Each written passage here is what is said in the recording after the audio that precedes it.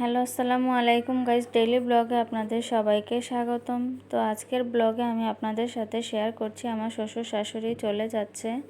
তো চলে যাওয়ার আগের দিন তারা ব্যাগ গুছাচ্ছিল, তো আমিও তাদেরকে ব্যাগ গুছিয়ে দিচ্ছিলাম।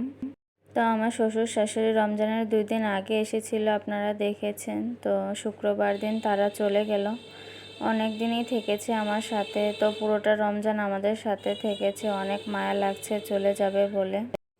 তো শ্বশুর শাশুড়ি আমার দুইজনেই কান্না করছিল, তো আমাদেরও খারাপ লাগছিল তাদের জন্য।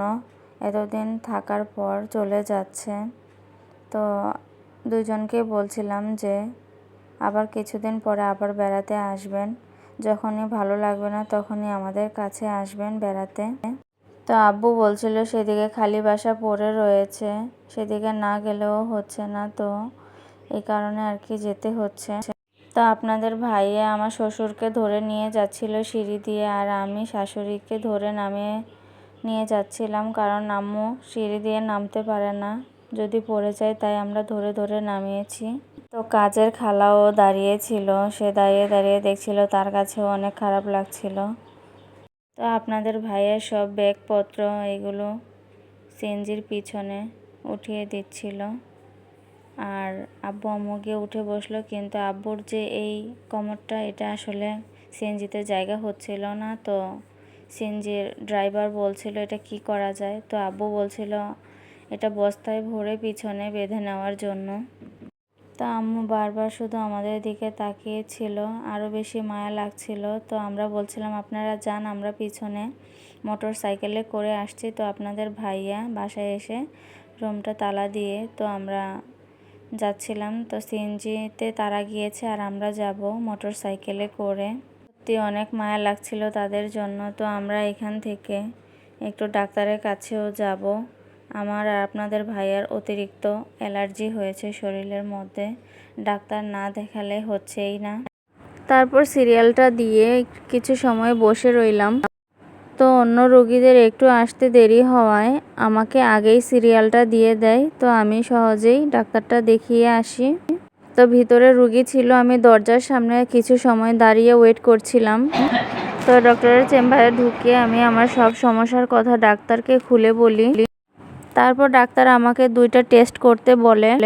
তো আপনাদের ভাইয়া চেয়েছিল যে আমাকে টেস্টগুলো করাতে, তো আমি বললাম যে না, আগে ওষুধগুলো খেয়ে দেখি, যদি দেখি কোনো পরিবর্তন হচ্ছে না তখন এসে টেস্টগুলো করব।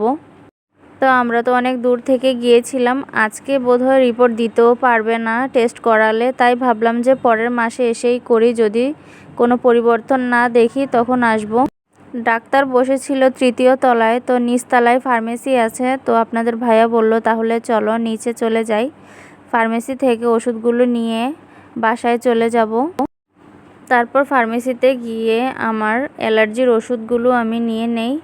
তো অ্যালার্জির কারণে আমার মাথার চুলও পড়ে যাচ্ছিল, তো ডাক্তার শ্যাম্পু দিয়েছিল, তো শ্যাম্পু, তারপরে শরীরে মাখার জন্য লোশন, স্প্রে এগুলো নেই। তো ডাক্তার বলছিল যে এগুলো আপনার নিয়ে যান, কয় মাসের নেবেন জিজ্ঞাসা করছিল। তো আপনাদের ভাইয়া বলছিল যে দিয়ে দেন, ডাক্তার যতদিনেরই বলেছে। তারপর আমরা ওষুধগুলো ফার্মেসি থেকে নিয়ে নেই। এই অ্যালার্জিটা আমার অনেক দিন ধরে আমাকে অনেক যন্ত্রণা দিচ্ছিল, তাই ভাবলাম যে এবার ডাক্তার না দেখালেই হচ্ছেই না। তো ডাক্তারটা দেখিয়ে নিলাম। দেখেন ডাক্তার আমাকে কতগুলো ওষুধ দিয়ে দিয়েছে। তো এখন বাসায় যাব। আব্বু আম্মু বাসায় পৌঁছে গেছে এতক্ষণে। তো আব্বু আম্মুর সাথে দেখা করে দুপুরে খাওয়া দাওয়া করে আমরা যেখানে থাকি সেখানে আবার চলে যাব বিকেলের দিকে। তো আপনারা সবাই ভালো থাকবেন, সুস্থ থাকবেন, এই কামনা করে আমার এখানেই শেষ করছি। আসসালামু আলাইকুম।